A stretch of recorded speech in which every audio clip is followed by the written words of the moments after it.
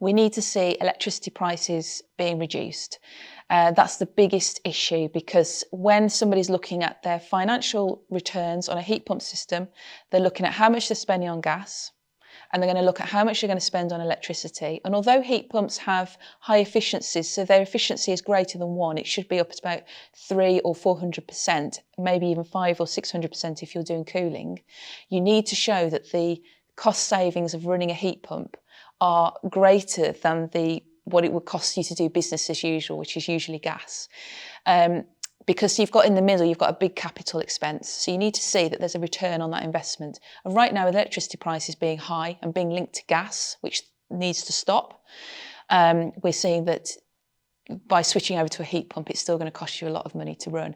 So what we're suggesting as an association is that we have a heat pump tariff. So if you've got a heat pump, you can access a tariff, an electricity tariff specifically for you. This could also be used on an electric vehicle.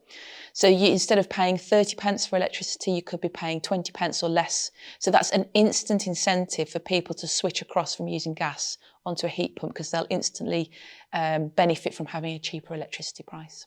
So what we're lacking from government now is the actual clear plan and the clear steps as to how we take a strategy, which is very high level, and make that into reality for people every day, whether that's a homeowner, a business owner, or a factory.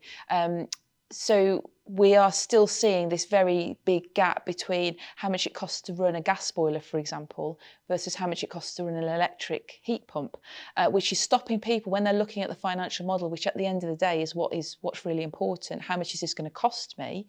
We're still seeing that there's a big difference between the government's strategy and aim and what they're talking about, and actually the reality on the ground for real everyday people. So we're still seeing that big gap, and we need government to come to the table, put something in place to make their strategy a reality.